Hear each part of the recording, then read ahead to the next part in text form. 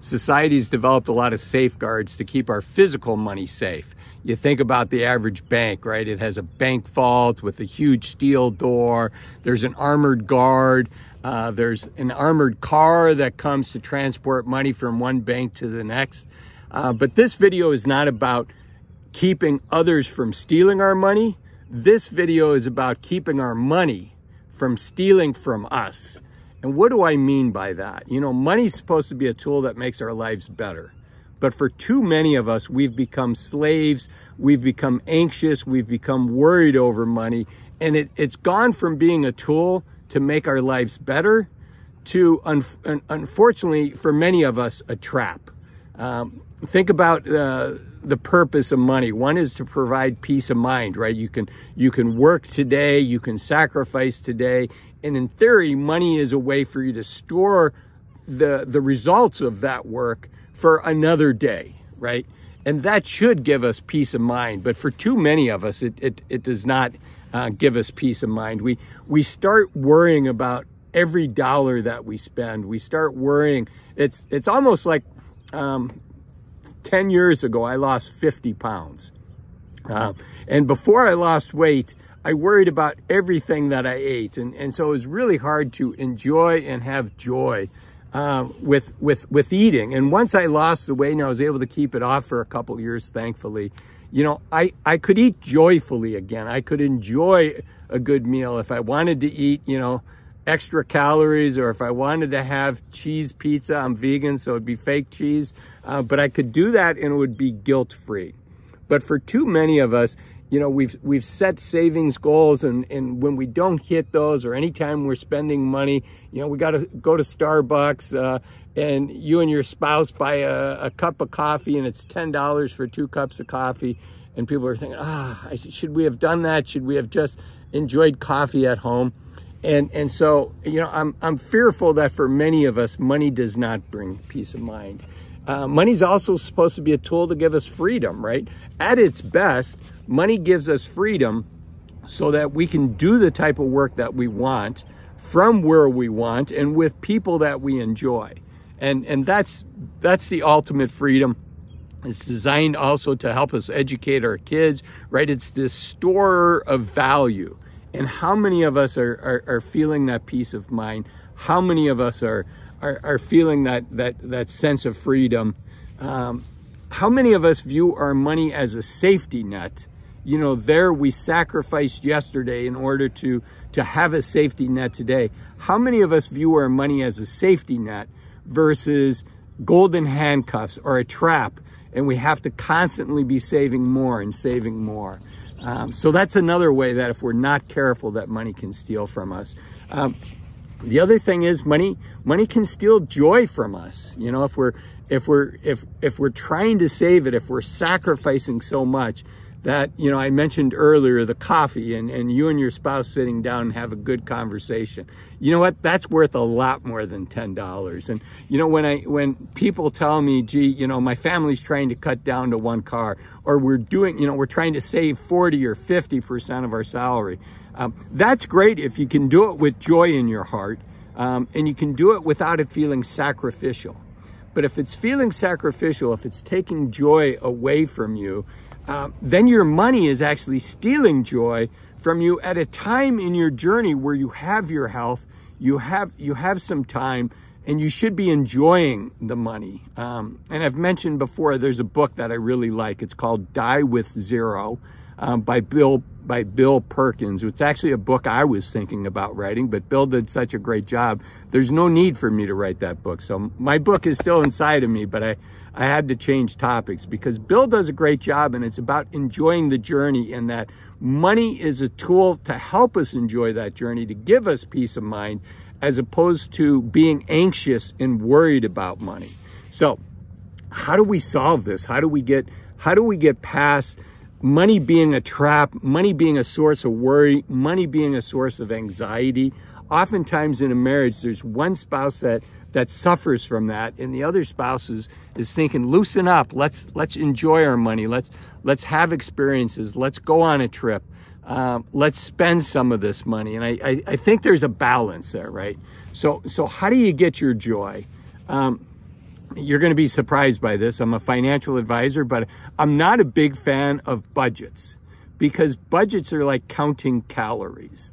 And it takes the joy out of every calorie that you eat. Instead of a budget, what I like to do is I like to set a goal. I like to say, you know, my goal is to save X dollars a month. And if I do that 10 out of 12 months, I'm probably going to be fine, right? So I like to set a goal as opposed to tracking every dollar. They actually say that people develop unhealthy eating habits if they track all their calories. Like I like to track my proteins, my carbs, and my fats. But I typically only do that 1 or 2 days a month, because I've been told it's almost habit forming, almost like a drug. And it's good to do that once or twice a month, but it's not good to do that every day. So that's one thing that we all can do. Another thing is to kind of choose wisely where the big dollars go. You know, Stephen Covey has a book, The 7 Habits of Effective People. I believe that's the title. Anyways, most of us have heard of the book. It's been around a long time. But one of the key takeaways is if you focus on the big things focus on the important, focus on the big things first, it leaves room for some of the smaller things. And I think it's similar with your money as well, right? If you look at your budget, if you look at how you're spending money and say, what are the big ticket items, right? For most Americans, our biggest ticket item, of course, is housing. And that's becoming more challenging, obviously, in the last few years. But at about $2,000 per household is what the median household in the United States spends for housing. Our second largest expense, though, is our cars, our transportation. The median American household spends just under $1,000 a month on their transportation. Now that includes car payments, that includes insurance, that includes maintenance on the car and fuel. So that can be a big expense for a lot of us also. And I think that might be a place that a lot of us can cut back on expenses the least sacrificial way, right? If you buy a new car, you're just, and even a Honda Accord or a Camry, according to Consumer Reports, the cost to drive that car is like $7,000 or $8,000 a year. So that's pretty pricey, and a big piece of that is just the depreciation on that car. But if you can buy a used car, particularly if you're comfortable buying a car with 50,000 miles on it, you can get a car that's off of a lease program, maybe was on a maintenance program, was well maintained, and really save a lot of money. And actually, I've shared this on the channel before. You know, if you're comfortable driving a car with 100,000 miles on it, if it was well maintained, if it was never in an accident, if you have a good mechanic that can keep the car going, that can be a great way to save money as well. I personally drive a car that has a little over 100,000 miles on it. I bought it from a friend, so I knew he was doing the maintenance well. So that's the second thing is look at the large expenses, track the big things first. And then the other thing is pay somebody to worry for you. There are people that do this professionally, and that's part of what my job is as a planner, right? You can find a fee-only financial planner. Just Google that term, and they can help you and do all the worrying. And really what you want is you want a plan that can give you some clarity, and then as long as you're on that plan, you're fine. I did my first financial plan. I was either 21 or 22 years old. And I used that plan for the first decade of my life to say, how am I doing? You know, my life gives you twists and turns. You know, I decided to go to graduate school. And, you know, so there were 2 years I wasn't making income. And I was spending money for graduate school. I hadn't planned on doing that when I had my financial plan. But after I got out of school, I could look and say, how am I doing? Have I caught up? What is my goal? So I had a plan, and ironically, that gave me peace of mind. Hiring somebody to do that. And then the last thing I'm going to leave you with is, you know, why is money not providing you with happiness? Why is money not providing you with purpose and meaning? The truth is money can't do that, right? Money again can be a store of value to store the efforts of work today that you can use in another day. But money is never going to provide happiness for you. Money is never going to provide meaning or purpose.